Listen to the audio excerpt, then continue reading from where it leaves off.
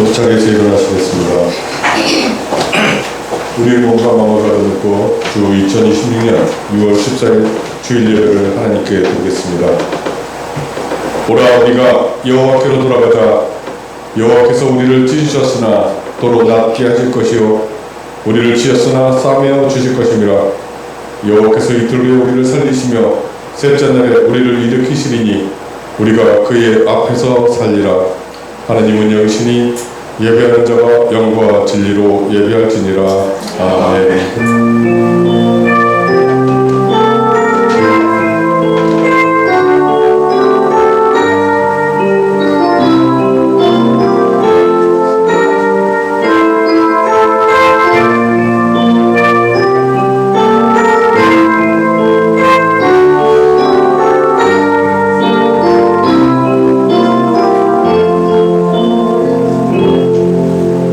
백성의 찬양을 홀로 받기에 합당하신 하나님 아버지, 거룩한 주일을 맞아 자녀들이 하나님 앞에 모여 주님의 인자하심을 생각하며 찬양과 경배를 드립니다. 영원전부터 저희를 택하고 때가 이르면 독생자를 세상에 보내어 그를 믿는 자마다 거듭나 영생을 소유한 거룩한 하나님의 백성이 되게 해 주셔서 감사합니다. 그것만으로도 감사한데 사랑으로 돌보시며 하나님 나라에 갈 때까지 돌보시며 인도하여 주셔서 그 은혜를 헤아릴 길이 없습니다. 그런 자비하심과 사랑과 은혜를 알고 소리 높여 주님을 찬양하오니 이 예배를 기쁘게 받아 주시옵소서. 예수 그리스도의 이름으로 기원하옵나이다. 아멘. 함께 찬송가 35장으로 하나님을 찬양하겠습니다.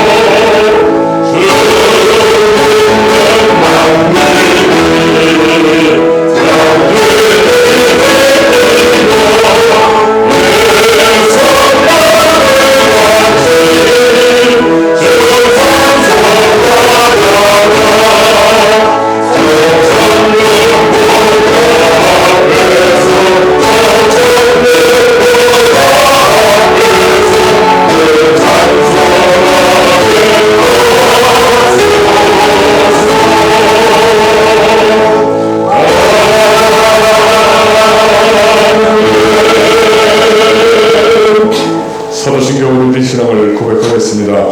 나는 전능하신 아버지 하나님 천지의 창조주를 믿습니다. 나는 그의 유일하신 아들 우리 주 예수 그리스도를 믿습니다. 그는 성령으로 잉태되어 동정녀 마리아를 가시고 본인의 은하에게 고난을 받아 십자가에 못 박혀 죽으시고 장사든지 사흘 만에 죽은 자 가운데서 다시 다시 살아나셨으며 하늘에 오시어 전능하신 아버지 하나님 우편에 앉아 계시다가 거기로부터 살인자와 죽은 자를 심판하러 오십니다. 나는 성령을 믿으며 거룩한 공교회와 성도의 인조와 죄를 소망하는 것과 모든 영화와 영생을 믿습니다. 아멘. 오늘 함께 교독하실 말씀은 시편 116편 1절에서 7절 말씀입니다. 여호와께서 내 음성과 내 간구를 들으심으로 내가 그를 사랑하는도다. 그의 입을 내게 기울였으므로 내가 평생에 기도하리로다. 사명의 줄기 나를 두르고 수월의 고통이 내게 이름으로 내가 환난과 슬픔을 만났을 때 내가 여호와의 이름으로 기도하기를 여호와여 주께 구하오니 내 영혼을 건지소서 하였도다. 여호와는 은혜로우시며 의로우시며 우리 하나님은 긍휼이 많으시도다. 여호와께서는 순진한 자를 지키시나니 내가 어려울 때 나를 구원하셨도다. 내 영혼아 내 평안으로 돌아갈지어다. 여호와께서 너를 구원하시리로다. 아멘. 모두 자리에 앉으시겠습니다. 찬송가 391장을 찬송하시겠습니다. 오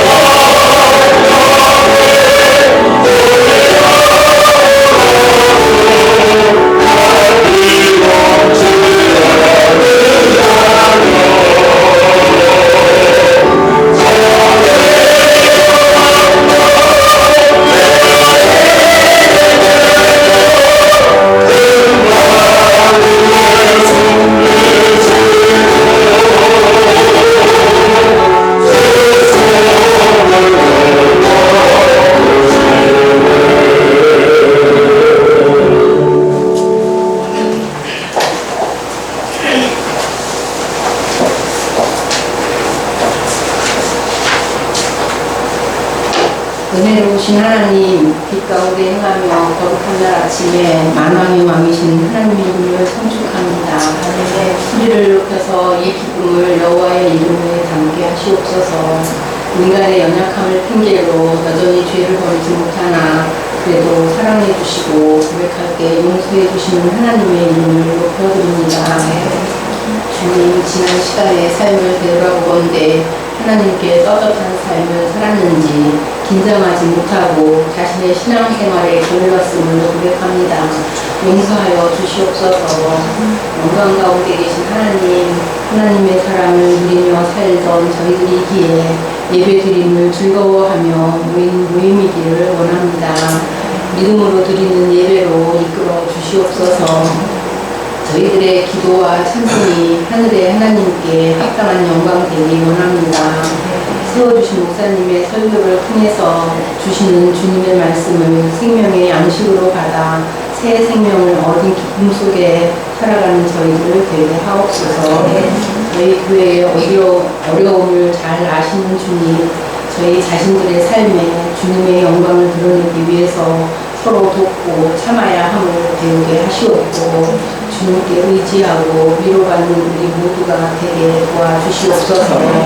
이 모든 간구 세상에 소망 되시는 예수 그리스도 이름으로 기도드립니다. 아멘.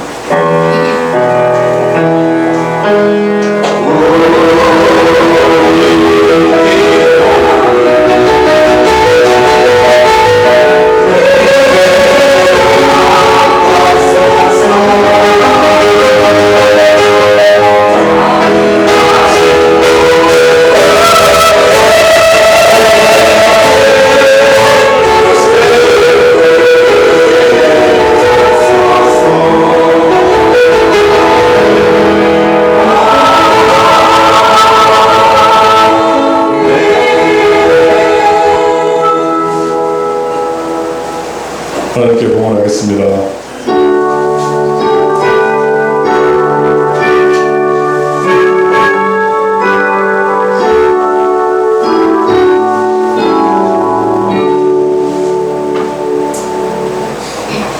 함께 기도드리겠습니다. 하느님 아버지, 택한 자의 삶을 끝까지 책임지신다고 약속하신 대로 우리에게 필요한 것을 주셔서 감사합니다. 하나님 주신 것 중에서 11조와 감사의 예물을 드리니 기뻐 받아주시고 성도들의 삶이 더 풍성해져서 나누고 사는 복을 누리게 하여 주시옵소서. 예수님의 이름으로 기도드리옵나이다. 아멘.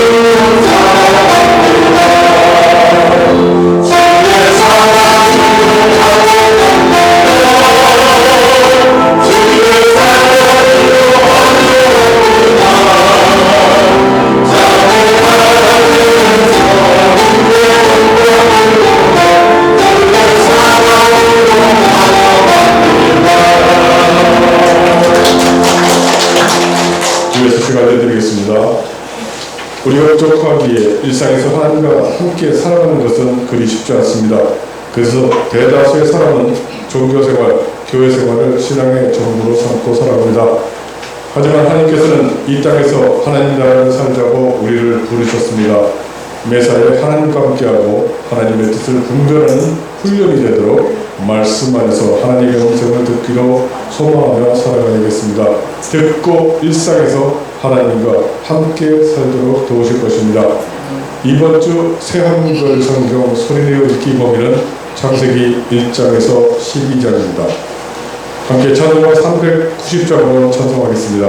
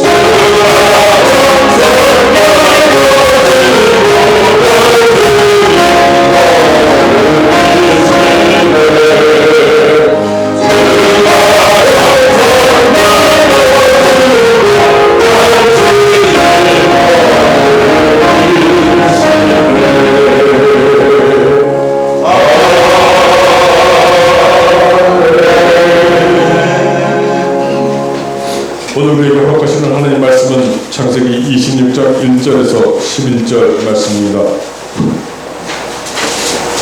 창세기 26장 1절에서 11절 말씀 구약성경 35쪽입니다. 이 말씀은 하나님의 말씀입니다. 하나님의 말씀을 받들어 읽겠습니다. 경청하시기 바랍니다. 아브라함 때 첫 흉년이 들었더니 그 땅에 또 흉년이 들매 이삭이 그를 나가서 블레셋 왕 아비멜렉에게 이르렀더니 여호와께서 이삭에게 나타나 이르시되 애굽으로 내려가지 말고 내가 네게 지시하는 땅에 거주하라. 이 땅의 거류하는 내가 너와 함께 있어 네게 복을 주고 내가 이 모든 땅을 너와 네 자손에게 주리라. 내가 네 아버지 아브라함에게 맹세한 것을 이루어 네 자손을 하늘의 별과 같이 번성하게 하며 이 모든 땅을 네 자손에게 주리니 네 자손으로 말미암아 천하 만민이 복을 받으리라. 이는 아브라함이 내 말을 순종하고 내 명령과 내 계명과 내 율례와 내 법도를 지켰음이라 하시니라.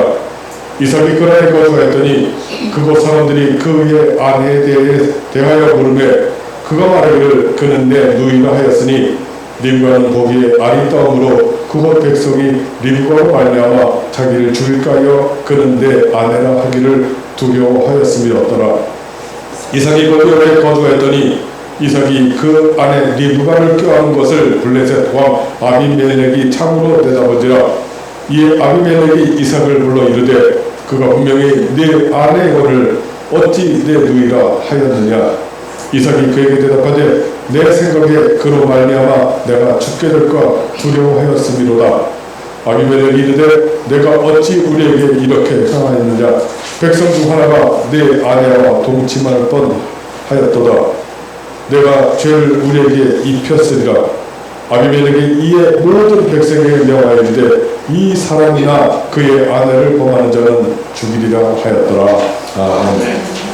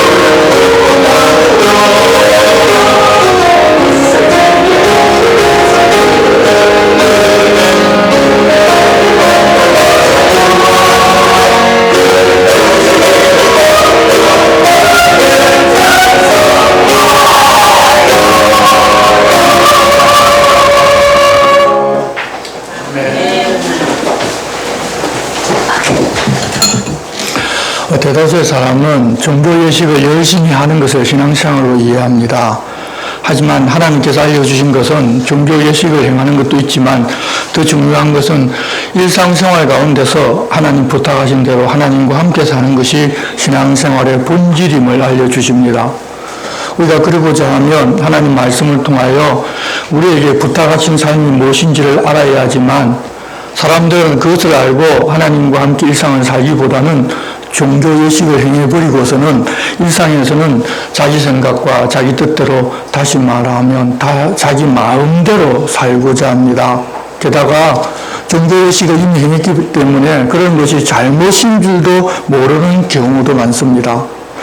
그러다 보니 이 신앙의 대상은 달라도 세상 종교인의 삶과 기독교인의 삶도 비슷합니다. 열심히 종교생활을 하면서 삶에서 다른 사람이 보기에 악한 일보다 선한 일을 좀 더 많이 행하면 신앙이 좋다고 보는 것입니다. 다른 사람의 눈에 내가 어떻게 보이느냐에 다들 신경을 씁니다. 그렇게 살아가는 사람은 하나님을 믿다가 다른 우상 종교를 옮겨도 조금도 이상하지를 아니하고 또 우상 종교를 숨기다가 전도를 받아 교회에 나오고 하나님을 믿는다고 하면서 예전과 똑같은 모습으로 종교 생활을 하는데도 신앙이 좋다는 이야기를 듣기 때문에 자기 신앙에서 무엇이 잘못되어 있는지도 모른 채 살아갑니다. 우리가 지금 보고 있는 아브라함은 유대교라는 종교가 없었을 때 하나님과 함께 살며 하나님 말씀을 순종하면서 살았습니다. 하나님께서 이 아브라함을 이스라엘의 조상으로 삼고 믿음의 조상으로 삼으신 것은 그의 삶이 여호와 신앙의 기초이고 중심이라는 것을 알려주신 것입니다. 하지만 사람들은 율법, 예식을 중심으로 하기 때문에 그 사실을 잘 모릅니다. 하나님께서 출애굽하고서 시내산에서 비로소 율법을 주셨는데 물론 율법 안에는 제사법도 있지만 공동체를 이룰 때 어떻게 하면 하나님 부탁하신 삶을 살아갈 수 있는지를 그 방법을 쉽게 알려주신 것입니다. 그런데 이스라엘은 하나님 말씀을 순종해서 사는 삶을 버리고 종교 예식만 잘하면 좋은 신앙으로 아는 세상 종교의 모습에 빠져버립니다. 그 결과는 우리가 너무도 잘 압니다. 우상 섬겨 쾌락과 풍요를 추구하면서 또 율법적으로 제사 예식을 함께 하며 자기들 할 것 다 했다고, 그래서 우리는 하나님께 복받아야 한다고 말했다는 것입니다. 그럴 뿐만 아니라 우리 지금 교회의 모습과 우리의 삶도 그렇게 변해버린 결과라는 것을 압니다. 그래서 교회나 성도들이 세상 사람들이, 믿는 사람들이나 교회에 찾아와서 하나님께서 당신들과 함께 하는 것이 보인다면서 우리가 평화롭게 지내자고 하는 것이 아니라 오히려 예수 믿고 교회 다닌다고 하면 우습게 보는 것입니다. 다 우리들의 잘못입니다. 이제 아브라함을 비롯한 믿음 선배들의 삶을 우리가 지금 보고 있으니 신앙의 본질을 회복해서 일상의 삶에서 우리가 믿는 하나님께서 믿지 않는 사람들로부터도 영광을 받으시게 하는 그런 참된 그리스도인으로 살아가는 우리가 되어야 할 것입니다. 오늘 이야기도 하나님의 사람들이 일상을 하나님과 함께 살아가는 이야기를 봅니다.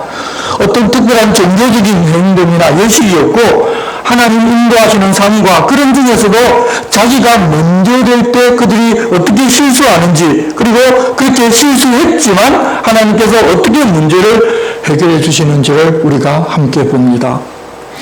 나홀성에서 친족인 리브가를 데려와 이삭이 결혼하자 그동안 사라의 죽음으로 인한 슬픔과 빈자리가 채워져서 아브라함 가정에 다시금 활기가 생기게 됩니다. 이렇게 아들이 결혼하고 독립하여 자기의 삶을 사니 아브라함도 후처를 얻고서 그로부터 35년 동안 6 아들을 더 얻게 됩니다. 그런데 그렇게 한 것이 하나님의 뜻이 아니라 아브라함의 자기 선택이었고 그 결과는 사실 그리 좋지를 못합니다.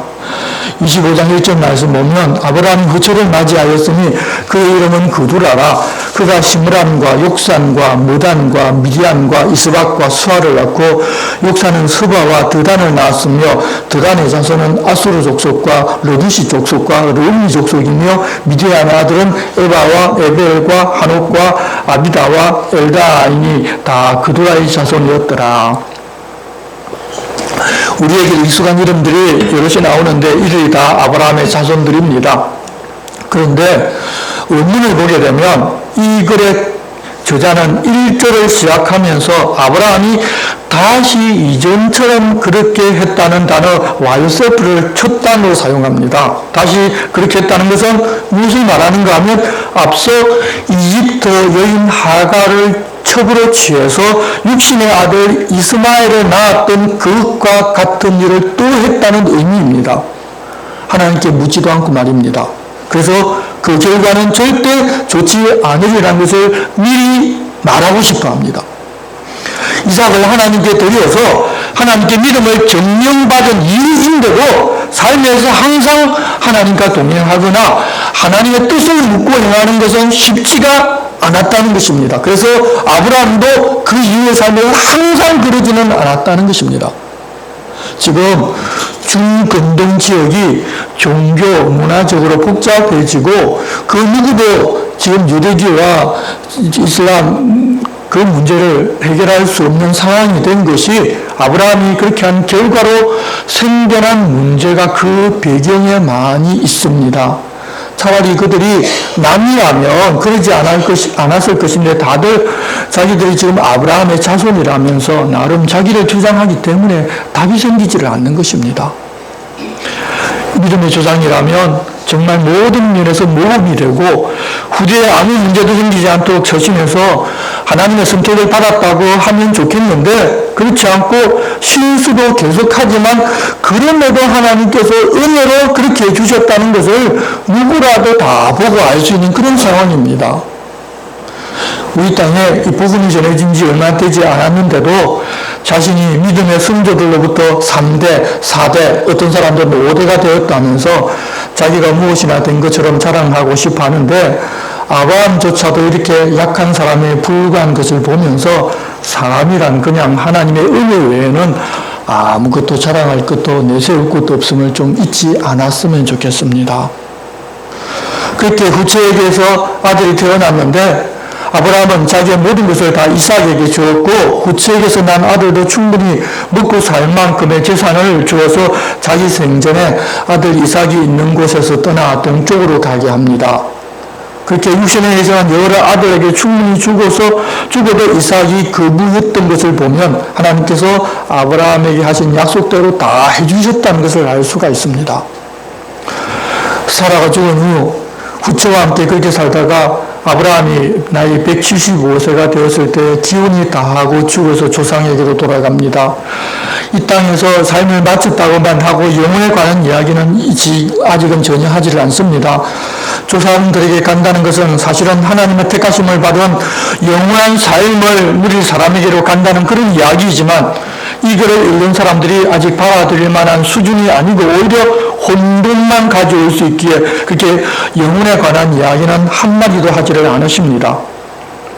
이렇게 아브라함이 나이가 들어 죽었는데 하나님께서 어떤 사람을 택하여 순교하게 하면 순교하면 되지만 이 대다수의 하나님의 사람들은 이렇게 술을 누리고 기운이 다하여 죽는 경우가 많습니다. 그래서 우리가 하나님 안에서 죽는 것이 중요하지 순교하면 복이고 하나님께 무슨 큰 일을 해드렸고 그렇지 않고 이렇게 기운이 다하여 죽게 되면 내가 아무것도 아닌 것처럼 생각하는 사람도 혹 있는데 여러분 그런 거 전부 다 자기 생각입니다. 하나님이 어떻게 이끄시든지 따르면 그게 복입니다.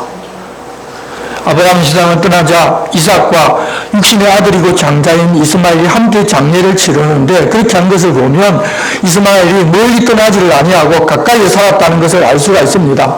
그들은 앞서 헷 족속에게서 사서 사라를 장사하였던 자기들 소유가 된 막벨라 굴에 아브라함도 장사를 지내게 됩니다.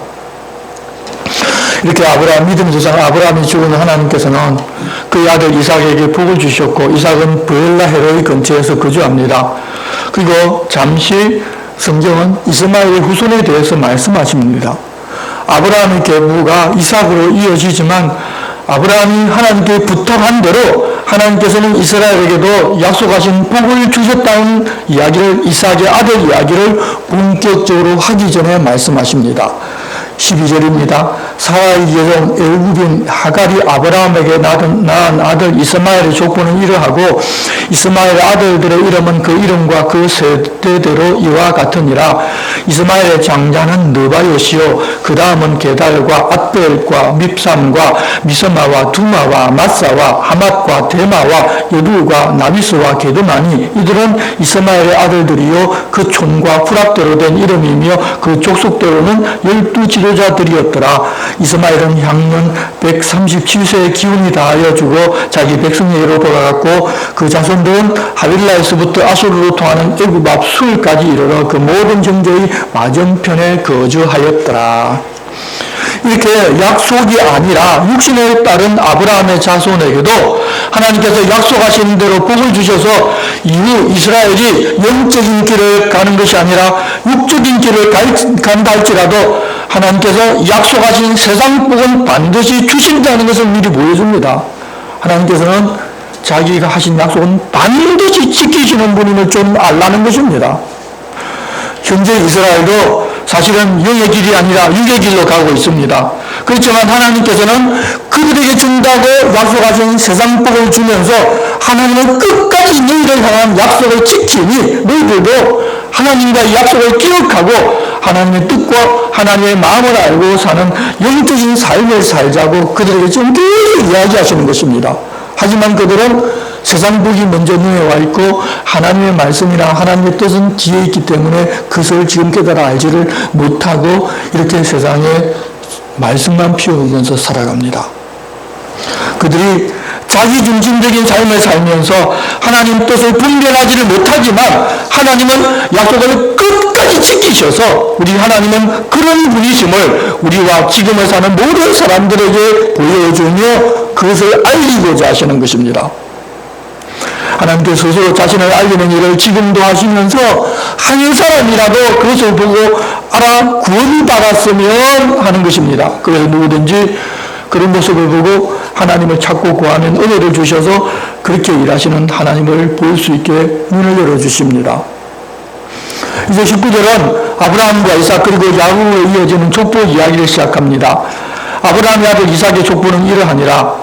아브라함이 이삭을 낳았고 이삭은 40세에 리브가를 맞이하여 아내를 삼았으니 리브가는 밧단 아람의 아람 족속 중 브두엘의 딸이요 아람 족속 중 라반의 누이였더라. 이삭이 그의 아내가 임신하지 못하므로 그를 위하여 여호와께 간구하며 여호와께서 그의 간구를 들으셨으므로 그의 아내 리브가가 임신하였더니 그 아들들이 그의 태에서 서로 싸우는지라. 그가 이르되 이럴 경우에는 내가 어찌할꼬 하고 가서 여호와께 묻자온데 여호와께서 그에게 이르시되 두 국민이 내 태중에 있구나. 두 민족이 내 북중에서부터 나누리라.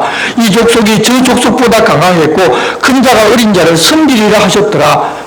그 해산 기한이 찬적 태 쌍둥이가 있었는데 먼저 나온 자는 붉고 전신이 트롯 같아서 이름을 에스라 하였고 후에 나온 아우는 손으로 에서의 발꿈치를 잡았으므로 그 이름을 야곱이라 하였으며 리브가가 그들을 낳을 때 이삭이 60세였더라. 이삭은 처음에는 남녀가 결혼하면 자연적으로 아이가 생기라고 생각하고 살아갔는데 우리 20년이 다 되어 가는데도 아이가 생기지 하자 비로소 하나님을 찾고 아이를 달라고 기도합니다.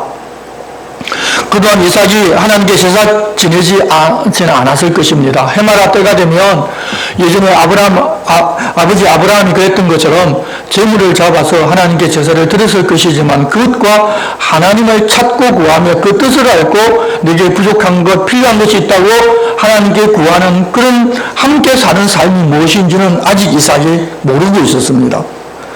이삭이 믿음의 자녀로 태어났고 믿음의 조상 아브라함과 함께 살아왔지만 아직 하나님 경험이 제대로 없었기에 하나님은 하나님과 함께 교제하며 사는 삶을 살기를 기다리면서 어떤 일도 자연적으로 일어나는 것이 아니라는 것을 보여주고자 20년이 될 때까지 잉태하지를 못하게 하신 것입니다. 그래서 이삭이 기도하자 바로 응답하여 임신하게 하십니다. 성도 여러분, 우리 부모의 믿음이 그 분량 그대로 자녀에게 상속되고 이전되는 것이 아닙니다. 자녀는 자녀대로 하나님을 경험하고 하나님을 만나야 하고 하나님과 함께 사는 법을 배워야 합니다. 그렇게 기도해서 아이를 가지게 되었는데 태중에 둘이 있어서 서로 싸웁니다. 이삭은 이럴 때 어떻게 해야 하느냐 하며 가서 하나님께 묻자며 기도합니다. 처음 기도해서 아이를 얻은 후에는 이삭이 달라졌다는 것을 우리가 보게 합니다. 이삭이 의문이 있고 문제가 있을 때 하나님께 가서 물어야 한다는 사실을 배우게 되었고 이제는 바로 그렇게 하고 있습니다. 그렇게 하나님을 찾아 물었더니 하나님께서 알려주시기를 두 민족이 태중에 있고 두 민족이 나뉘겠는데 이 족속이 저 족속보다 강하고 큰 자가 어린 자를 섬기라고 하셨습니다. 하나님 그렇게 두 민족의 장례를 알려주셨지만 이삭은 하나님의 말씀이 무엇을 뜻하는지는 아직은 잘 알지를 못했습니다. 해상기한이 차서 아이를 낳았는데 쌍둥이를 낳았는데 먼저 낳은 아이는 붉고 전신이 트롤과 같아서 이름이 붉다는 의미를 가진 에서라고 지었고 나중에 낳은 동생은 발꿈치를 잡고 나왔기 때문에 그 이름을 야곱이라고 짓습니다. 그때 이삭의 나이가 60세였습니다. 그러고서 세월이 더 흘러서 아이들이 장성합니다. 그날에서는 덩치도 있고 성격이 호탕하고 외향적인 성격으로 사냥을 잘하였기 때문에 주로 밖으로 나가서 놀았습니다. 그 반면에 야곱은 조금 형에 비해 작고 조용한 내향적인 사람으로서 장막 안에서 거주하며 어머니와 가까이 했기 때문에 어머니의 사랑을 받았고 형 에서는 사냥한 고기를 좋아하는 아버지 이삭의 사랑을 받습니다. 그러던 어느 날 음식 만드는 일을 좋아했던 야곱이 죽을 쑤었습니다. 그때 형 에서가 교회 나갔다가 집으로 돌아와 시인이 피곤해서 먹음직스러운 붉은 죽을 보고서 먹게 해달라고 부탁합니다. 야곱은 형이 시작하고 혈당이 떨어져서 정신을 못 차리면서 그렇게 부탁하자 형이 장자 명분을 자기에게 팔라고 합니다. 좀 먼저 나왔지만 발꿈치를 잡고 나왔기 때문에 사실 함께 나왔는데 그 같이 나왔는데도 늦게 나왔다고 동생이라고 늘 뒤로 밀리는 것이 아마 불만이었던 것 같습니다. 그런데 에서가 들로 돌아다니면서 사냥하는 것을 즐기면서 살다 보니 장자 명분이 얼마나 소중하고 큰 복인 줄 모르는 사람이었습니다. 당시 장자는 아버지의 권위를 공식적으로 이어받고 한 가문의 대표자로 인정받고 유산도 다른 형제보다 2배로 받는 그런 시대였는데도 순간의 배고픔 때문에 그런 명분이 무슨 소용이 있느냐 하며 판다고 합니다. 아마 처음에는 에서가 농담으로 생각했고 아니 말로 그러 한다고 자기가 장자인 것이 달라질 것이 아무것도 없다고 생각했던 것 같습니다. 야곱은 형에게 정색하고 맹세하라고 합니다. 바로 말로 끝내는 것과 맹세하는 것은 완전히 다릅니다. 에서가 맹세하고 장자의 명분을 팔아버립니다. 33절, 34절은 이렇게 말합니다. 야곱이 이르되 오늘 내게 맹세하라. 에서가 맹세하고 장자의 명분을 야곱에게 판지라. 야곱이 떡과 팥죽을 에서에게 주매 에서가 먹으며 마시고 일어나 갔으니 에서가 장자의 명분을 가볍게 여김이었더라. 무엇이 귀중하고 어떤 것이 가볍게 넘길 수 있는 것인지를 구별 못하는 사람이 바로 이 에서였다는 것입니다. 그렇게 자기가 맹세하고 장자의 명분을 넘겨버리는 것은 하나님께서 자기를 장자로 태어나게 하신 뜻을 거부하며 하나님의 주권과 하나님의 영광을 훼손하는 것이기도 하고 순간의 욕구 때문에 중요한 것을 내던져버리는 어리석고 망령된 자의 표본 역할을 하게 되었습니다. 한 끼 식사로 말입니다. 에서는 그렇지만 또 야곱이라는 사람은 어떤 사람인지도 보여줍니다. 형이 방에 떨어져서 급박하게 무엇을 먹고 회복해야 하는 바로 그 시점에 약점을 잡아서 다른 선택의 여지를 주지 아니하고 그렇게 해야만 하게 만들었습니다. 한마디로 고약한 사람이어서 남의 약점을 붙잡고 자기 유익을 챙기고자 하는 그런 사람입니다. 그렇지만 하나님께서 선택하시면 어떻게 해주시는지 그리고 어떻게 되는지를 좀 보라는 것입니다. 사람의 어떤 것 때문이 아니라 그저 주시는 은혜 때문에 하나님의 사람이 되고 영원한 복을 받는 그 은혜를 알고 그때부터는 그에 합당하게 살라고 하시는 하나님 말씀을 좀 명확하게 부를 수 있도록 이 모든 사건을 통해서 우리에게 가르치십니다. 좀 눈을 여시기를 바랍니다. 그리고서 26장은 그 땅에 다시 흉년이 들었는데 그때 이삭이 아버지처럼 실수하였고 그럼에도 하나님께서 지키고 보여주신 사건을 통해서 하나님께서 얼마나 신실하게 자기가 한 약속을 지키고 계시는지를 보여주십니다. 그런데 이 사건은 이삭에게 아들이 있기 전에 있었던 일 같습니다. 족보를 이야기하면서 두 아들에 관한 이야기를 앞서 족보 이야기를 했기 때문에 계속 해오고 그 이야기를 먼저 하고서 그 전에 있었던 중요한 사건을 나중에 배열한 것 같습니다. 1절입니다. 아브라함 때 첫 흉년이 들었더니 그 땅에 또 흉년이 들매 이삭이 그랄로 가서 블레셋 왕 아비멜렉에 이르렀더니 여호와께서 이삭에게 나타나 이르시되 애굽으로 내려가지 말고 내가 내게 지시하는 땅에 거주하라. 이 땅에 거주하면 내가 너와 함께 있어 내게 복을 주고 내가 이 모든 땅을 너와 내 자손에게 주리라. 내가 내 아버지 아브라함에게 맹세한 것을 이루어 내 자손을 하늘의 별과 같이 번성하게 하며 이 모든 땅을 내 자손에게 주리니 내 자손으로 말미암아 천한 만민이 복을 받으리라. 이는 아브라함이 내 말을 순종하고 내 명령과 내 계명과 내 율례와 내 법도를 지켰음이라 하시니라. 주로 보엘라 헤로이에서 거주하면서 유다 산지나 요단 계우에서 목축을 하며 살아가던 이삭이 그 땅에 흉년이 찾아오자 블레셋 땅으로 이주를 합니다. 아마도 처음 최종 목적지는 이집트로 정하고 출발을 했던 것 같고 도중에 생활 여건이 그대로 있는 그랄의 아비멜렉에게로 찾아갑니다. 그런데 그곳에 있을 때 하나님께서 바로 이삭에게 나타나셔서 이집트로 내려가지 말고 하나님 지시하신 땅 곧 가나안 땅에 거주하리라고 하시면서 그러면 하나님께서 함께하면서 너에게 복을 주고 이 모든 땅을 너와 내 자손에게 주어서 내 아버지 아브라함에게 맹세하신 것을 이루어 내 자손을 하늘의 별과 같이 번성하게 하며 내 자손 때문에 천한 만민이 복을 받을 것이라는 아브라함에게 준 약속을 이삭에게 그대로 해주시면서 아브라함이 그 복을 받은 이유는 내 말을 순종하고 내 명령과 내 계명과 내 율례와 내 법도를 지켰다고 알려주셨습니다. 하나님께서 아브라함이 복받은 이유를 말씀하면서 말씀과 계명과 명령과 율례와 법도를 지켰는데 유독 자신이 주신 그것을 강조합니다. 우리가 이 세상에 살다 보면 하나님 주신 것과 유사한 것도 많이 있고 하나님 주신 것과 그 결이 다른 그런 계명들, 율례들 그런 것들이 많이 있습니다. 하지만 하나님의 사람에게 중요한 것은 하나님 주신 말씀과 명령과 계명과 율례와 법도를 바르게 알고 지켜 순종하는 것입니다. 여러분, 세상에는 사람이 나눈 것을 하나님의 것과 조금 섞으면 사람들의 입에 맞기 때문에 좋아하기도 하는데 그래서는 안 됩니다. 이단들이 다 그렇게 해서 사람들을 끌어모읍니다.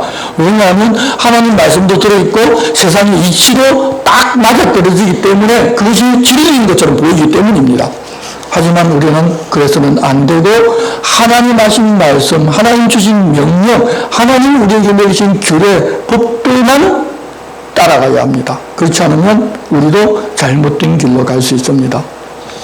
하나님께서 아브라함에게 약속을 먼저 주셨고 아브라함이 실수하기도 했었지만 그가 하나님의 인정을 받고 사랑을 받은 것은 그렇게 하나님 하신 말씀과 명령과 계명과 율례와 법도를 지킨 것 때문이라는 것을 우리는 잊지 말아야 합니다. 그렇게 하나님께서 이삭에게 직접 나타나셔서 너와 함께 하신다고 보증해 주셨기 때문에 앞으로 어떤 일이 생겨도 하나님의 보호가 있을 것이어서 두려워할 이유가 없음에도 아직 이삭이 하나님 경험이 그리 많지 않아서 이삭은 하나님을 온전히 믿지를 못합니다. 그래서 하나님 말씀에 따라 그랄에 살기는 살지만 그곳 사람들이 리브가를 힐끗힐끗 보기도 하고 관심을 가지고 리브가와 어떤 관계인지 계속 질문을 해야 되자 결국 자기를 죽이고 리브가를 빼앗아 갈지 모른다고 두려워해서 리브가는 자기의 누이라고 속여 말합니다. 오래전 75년 전 아버지 아브라함이 한 실수를 똑같이 한 것입니다. 사람이 이렇게 하나님께서 보호해 주신다는 약속을 직접 받았지만 자신의 생명을 먼저 생각하면 약해진다는 것을 알 수가 있습니다. 순종의 사람이고 하나님 약속의 자녀이지만 우리와 똑같은 연약한 존재여서 두려워할 때 세상을 생각하고 세상의 방법과 세상의 넓은 길을 선택합니다. 그래서 그 사람이 무엇을 했기 때문에 택함을 받은 것이 아니라 하나님의 택함을 받았기 때문에 하나님의 길로 가도록 하나님이 인도해 가신다는 것을 우리는 알 수가 있습니다. 이삭이 그것에 오래 머무릅니다. 그러다 보니 어느 날 블레셋의 그랄 왕이 이삭이 아내 리브가 꾀하는 것을 창으로 봅니다. 남편과 아내 사이에서만 할 수 있는 그런 모습을 본 것입니다. 아비멜렉이 이삭을 불러서 그가 분명히 내 아내인데 어찌 누이라고 했느냐고 다그칩니다. 이삭은 내 생각에 그로 말미암아 내가 죽게 될까 두려워하였습니다고 대답합니다. 그것을 안 후 아비멜렉은 모든 백성에게 명하여 이 사람이나 그의 아내를 범하는 자는 죽이리라고 해서 이삭과 리브가에게 해를 가하지 못하게 해줍니다. 지금 지난번 아브라함 때처럼 아비멜렉이 데리고 간 사건이 있었던 것이 아니어서 수치를 면하게 하는 배상금은 아비멜렉이 지급하지를 않습니다. 그런데 하나님께서 이제는 복 주셔서 그 땅에 살면서 농사를 했는데 그의 100배를 거두었고 계속해서 하는 일마다 다 잘 됩니다. 그 땅에 그대로 있으면 복 주신다고 하나님 약속하셨기 때문에 그 약속 그대로 다 해주신 것입니다. 그게 흉년이 되어서 타지가 있었는데도 이삭이 창대하고 거부가 됩니다. 그것을 보고 시기하여 그날 사람들이 아브라함 때 판 우물을 다 흙으로 메워버리고 아비멜렉은 자기에게서 떠나라고 이야기를 합니다. 이삭은 그곳을 떠나 그날 골짜기에 장막을 치고 그리하면서 아버지 아브라함 때 팠던 우물을 다시 파고 아버지가 불렀던 이름을 부르는데 다시 판 것은 그동안 블레셋 사람들이 우물들을 전부 다 메웠기 때문입니다.